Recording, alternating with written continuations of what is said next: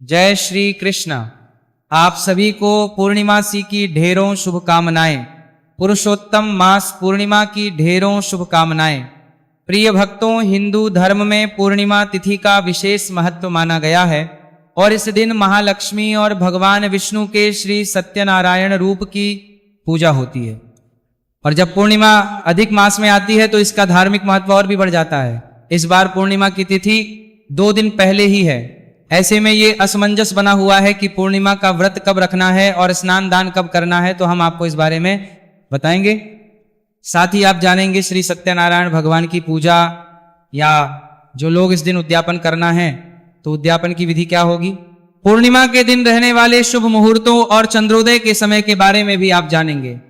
धार्मिक ग्रंथों जैसे स्कंद पुराण और पद्म पुराण में अधिक मास की पूर्णिमा को सर्वसिद्धिदायिनी पूर्णिमा कहा गया है। मान्यता है इस दिन भगवान विष्णु और मां लक्ष्मी जी की पूजा करने से और दान पूर्ण करने से विशेष पुण्य प्राप्त होता है।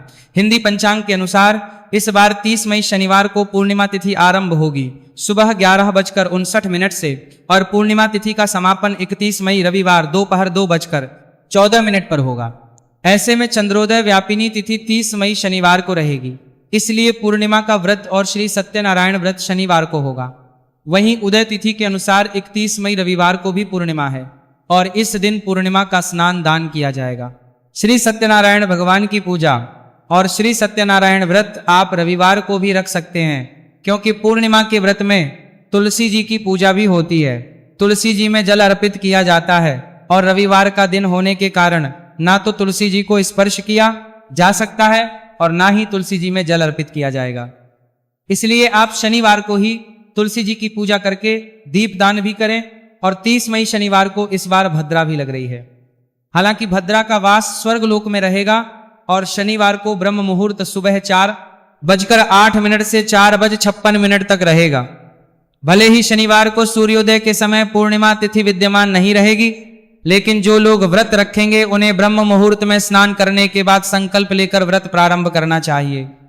इस दिन सूर्योदय होगा सुबह 5:45 पर और सूर्यास्त होगा शाम 7:03 पर। राहु काल सुबह 9 बजे से 10:30 बजे तक रहेगा और भद्रा काल पूर्णिमा तिथि लगने के साथ साथ सुबह 11:57 से लेकर देर रात 1:05 तक रहेगा। क्योंकि भद्रा का वास स्वर्ग लोक में है, इसलिए पूजा पाठ संबंधी कार्य इस दौरान किए जा सकते हैं। जब भी भद्रावास पृथ्वी लोक पर होता है, मृत्यु लोक में होता है, तभी वह समस्त शुभ कार्यों के लिए अशुभ मानी जाती है। और 31 मई रविवार को ब्रह्म मुहूर्त सुबह 4:08 से 4:56 तक रहेगा। इस समय में आप पूर्णिमा का स्नान कर सकते हैं। सूर्योदय होगा सुबह 5:45 पर, सूर्यास्त शाम 7:04 पर होगा। सिद्धि योग बन रहा है जिसमें शिव योग सुबह 5:24 तक और बाद में सिद्धि योग रहेगा। अभिजीत मुहूर्त सुबह 11:57 से दोपहर 12:51 तक रहेगा। तो आप इस समय में पूर्णिमा का दान दे सकते हैं या फिर श्री सत्यनारायण भगवान की कथा का पाठ करा सकते हैं।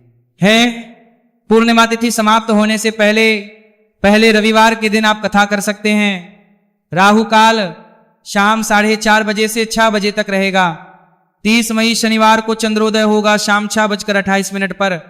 तो जो लोग भी शनिवार के दिन पूर्णिमा का व्रत रखेंगे वो इस समय के बाद से चंद्र देवता को अर्घ्य देकर अपने व्रत का पालन कर सकते हैं।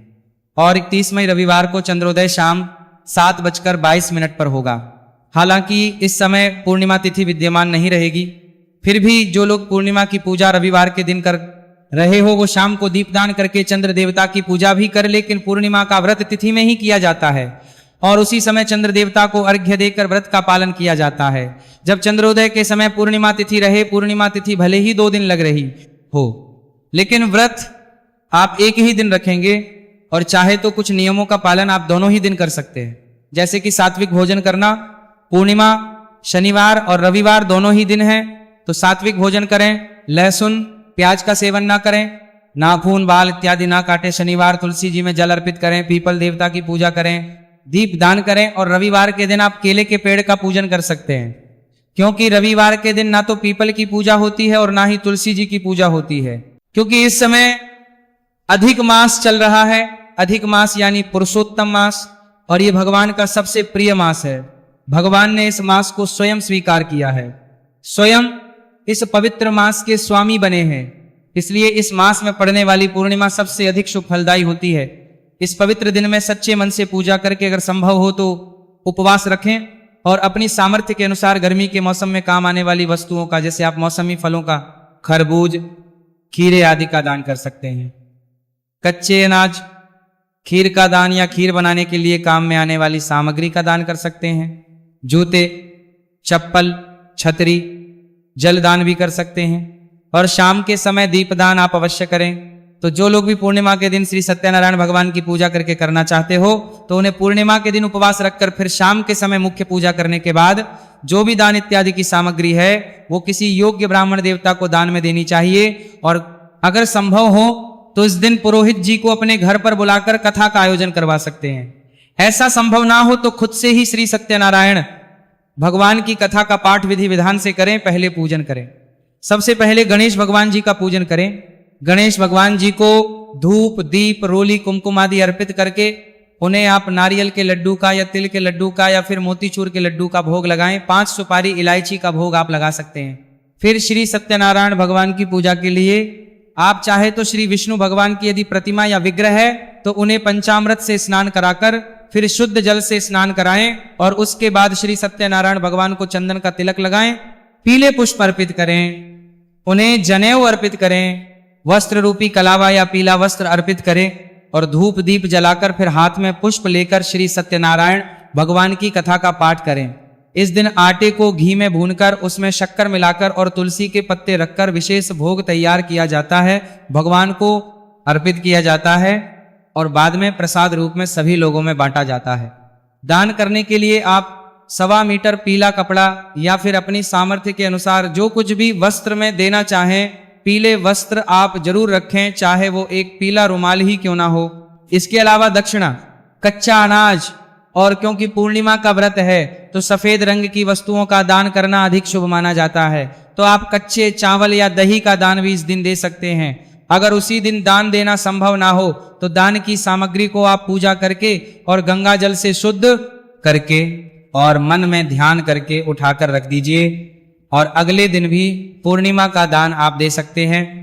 उद्यापन करते समय अब तक रखे गए सभी व्रतों में कभी भी कुछ भी कमी अधिक हुआ हो, कोई गलती हो गई हो तो उसके लिए सच्चे मन से श्री सत्यनारायण भगवान से क्षमा प्रार्थना करें। सबसे अंत में कपूर जलाकर आरती करें। प्रसाद को सभी लोगों में बांटें। शाम के समय चंद्र देवता की आरती करें। चंद्र देवता को कच्चे दूध में जल और अक्षत मिलाकर अर्घ्य दें और फिर व्रत का पालन आप जिस प्रकार से भी करते आए हैं, फलाहार ग्रहण करके या एक समय सात्विक भोजन ग्रहण करके वो आप कर सकते हैं। इस तरह पवित्र पुस्तकों का दान कर सकते हैं, जैसे आरती संग्रह की जो पुस्तकें आती हैं, व्रत कथाओं की या फिर श्रीमद् भगवद गीता की, किसी योग्य पात्र को आप इन पुस्तकों का दान कर सकते हैं या मंदिर में भी आप इन पुस्तकों का दान दे सकते हैं। इसके अलावा मंदिर में आप आसन या पूजा की सामग्री का दान दे सकते हैं। ये थी आज की वीडियो। उम्मीद है जानकारी आपको पसंद आई होगी। कुछ और पूछना चाहे, कहना चाहे तो कमेंट बॉक्स में लिख के पूछना चाहे सकते हैं। भगवान नारायण सब पर कृपा करे। हरे कृष्ण।